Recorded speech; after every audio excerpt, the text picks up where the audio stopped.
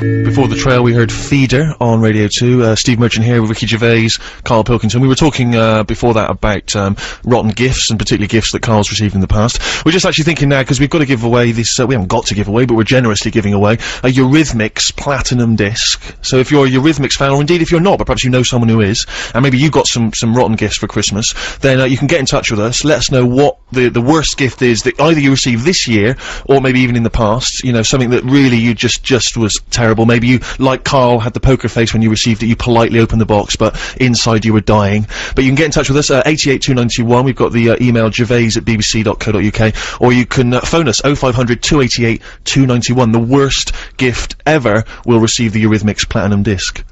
Well, talking of gifts, I got my, girlfriend, a few gifts, a trip to, Paris and a few little bits and pieces, and one of which was a trip to the theatre. Nice. A thing we'd walked past before and we'd wanted to look really great. The Woman in Black, which is on at the Fortune Theatre in Covent Garden. I bought a 4 ticket so, you know, we could, she could take some people. She chose to take, Karl and Suzanne. Well, of course, now, I think it's a scary play, isn't it? It's a spooky play. It's a scary thing. So it's you thought instantly Karl's the man? Absolutely. And wasn't it great, wasn't it? And the theatre was so lovely, and the production is so lush, and it's genuinely really it's been going for 17 years. They really honed it, and and it was great watching Karl.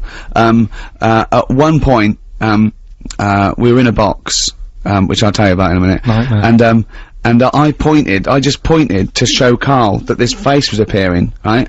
But as I was pointing, he didn't see me pointing, my finger came into his peripheral vision, and he went, "Oh!" And I laughed for about 5 minutes, because he just saw a finger come in. I wasn't even trying to wind him up in that, because that was such a bonus for me, and I nearly died. But the reason we were in a box, I went there and I said, "Oh, can I get a box?" And they said, "Oh, the boxes are a little bit small and cramped." I went, "Okay." So okay, we'll give you some really good seats. So we got some nice seats downstairs.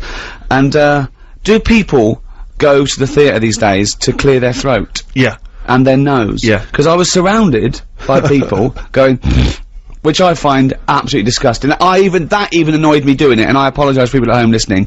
And coughing and eating sweets, chatting about things, right? And I was getting a bad neck. You know what I'm like? Anything. I just wanted it to be silent, right?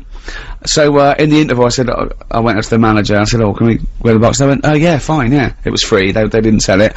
So we went up there, and they let us go in one. The first one, we had to go past some people in the interval, treading past them, sorry. I'm a celebrity, I get a box. yeah, that's exactly. So they probably think, oh, they've given it to him for a special treatment. I was gonna buy it, it's no extra money, but they just didn't sell it, because it was, you know. Another reason to hate you. Yeah, exactly, yeah.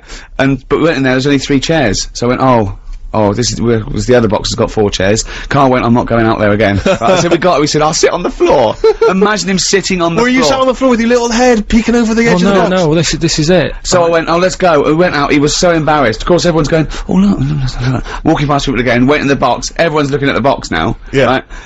And Karl was horrified. Karl was trying to hide, but it was— To be honest, I mean, the idea of a box is you get a better view, but I didn't, because I was like, I have to sit right at the back. Yeah. I might as well have been, like, near the fire exit. I just was like, I don't want to be sitting. No, that's not the idea of boxes, to get a better view. I think it's from days where it was how you were meant to be seen. The boxes face each other, right? And you're meant to see who's in the other box. It was very a socialite type thing. The boxes are probably the worst view in the theatre. That's why some theatres don't actually sell them. But I'll tell you what, I'd rather have to lean forward and see something than be surrounded by people chewing and sniffing. It wasn't that bad though, Steve. That's the thing. You know what he's like. Oh, well, I mean, anything that's meant to be like a nice, relaxing night out, whether it's going for a nice, quiet meal, suddenly turns into this, like, nightmare. Well, I won't go to public places with Ricky, because there's always something that'll annoy him, and then he won't take it out on them, he'll take it out on you. We gotta leave, it's too smoky, it's too noisy, it's not noisy enough. There's music, there's not music, it's an absolute nightmare. Well, people annoy me, that's stressful. So I mean, just the other day, right, I went out for something to eat.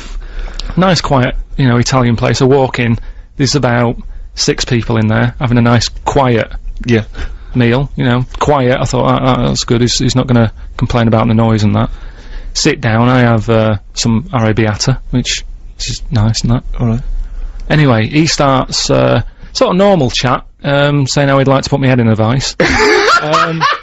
Sorry, you'd like to put your head in a vice? In a vice, yeah. Not just really. Sort of normal, sort of. Yeah? Yeah, and I was just thinking that it would be lovely to put him in, you know those vice that are sort of attached to workbenches? Yeah. Just so, not to, just put it in there so he's caught there, and then I can sort of do what paint his head or something, Sure. or feel it squeezing. And I just imagined sort of squeezing it too tight, didn't I? So he's saying all this, right? Which I'm getting the sort of picture enough without sounds, Right. but then he thinks, well, why not add sounds? It's quiet in here, right? Starts sort of going, so your head's in the vice, tighten it, and you're sort of going,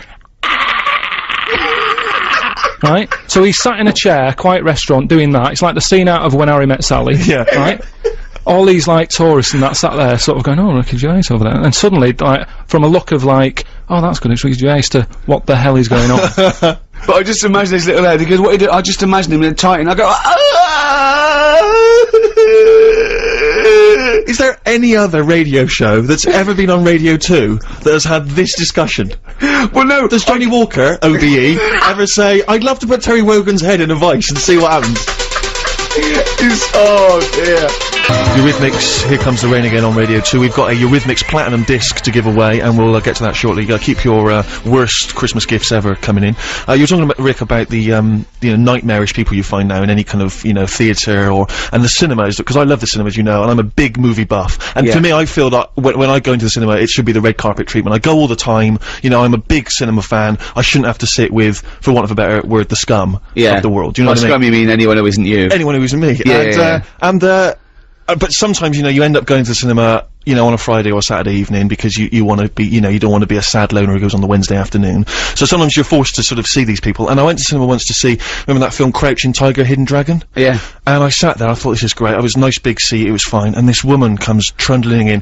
She was huge. I mean, properly mammoth, like the marshmallow monster at the end of Ghostbusters. Do you know what I mean? Kind of waddling in like that, with this tiny little flake of a husband.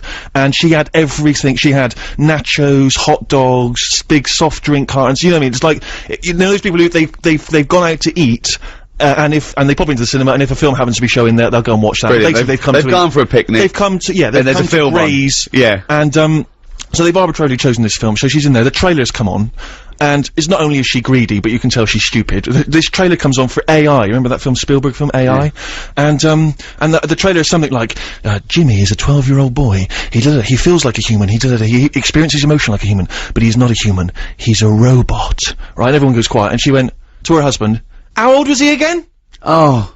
So already I'm on my backside, do you know what I mean? Crouching Tiger, Hidden Dragon comes on, right? It comes up, and it's in Mandarin, I think it's an Asian film. And it comes up, Crouching Tiger, Hidden Dragon. She says, bear in mind she's paid the money to come in, she says, funny name for a film. Which is pretty weird. So, it comes up, it says Mandarin subtitles, she goes, not subtitles. It comes on, right, they're all speaking in Mandarin. She, to her husband, turns to him, she starts going, jing chang chong chong chang chang chong, No. jing chang chong chong chang chang ching, like, during the film. I mean, it's the film started and she's doing that, she's going funny language, wing wang chang wing chang chang chong chong, and they start both doing it, right? Oh, God. So I get up, I'm so angry, I want to make, but again, of course, not too polite to actually say anything, so I think I'll make it clear what my feelings are. So I get up, hoping that the seat will flip back loudly and I can storm Knock off. her popcorn all over it. Over his stupid face. But, sadly the seats didn't flip up, so I just kind of huffily climbed over a few seats, sat down, brilliant, next to a teenage girl on her mobile phone. Oh. And she's on there, she's chatting away, no, I'll meet you after, And I wanted to grab the phone for her and say, I'll be honest with you, you're 14, and unless this is your broker in Hong Kong saying the big deal's about to go through, which I suspect it's not, I suspect it's Gavin saying, can we meet behind the bike sheds later? Put the phone down. People who are on the phone in the cinema. I know. It drives, I know, I cannot believe it. I cannot believe it. See, you're like But me. people always say, why'd you get so angry? Your New Year's resolution should be calm down, chill out, But how can you chill out when this stuff's going on? What's your New Year's resolution, no, just Carl? with that though, I mean, surely people are allowed to, like, have a chat if a film's got subtitles. Why? Because you can read it, it doesn't matter about the noise. That is the most stupid thing I have ever heard in my life. No, I mean, that really is the most stupid thing I've ever... So go along with your iPod on. Yeah, take a ghetto blaster. Yeah, you could if you can multitask. I mean, that would do my head in, having music, and I don't know what to sort of concentrate on. But it's only like reading a book when you're on a train, innit? You've got noise around you. What are you talking about? These films cost millions of dollars. Everything's perfect. The music, the sound effects. The whole montage, this mixed media, and someone comes along and goes, oh, I might as well talk to Gavin on my phone, well, I was reading it anyway. You're an idiot. You're an idiot, Carl. I think your New Year's resolution should be less stupid. No, I'm doing, I'm gonna try and learn something new every day through 2006. What have you learnt today? Well, I did a lot yesterday, so I'm having a day off today. but no, you know, just well, I did, didn't I? I did the Bible stuff and that. So I'm gonna. Oh yeah, we've got that coming up. What's your Carl's New Year's sermon. resolution? To be less annoyed. I suppose I should be more tolerant.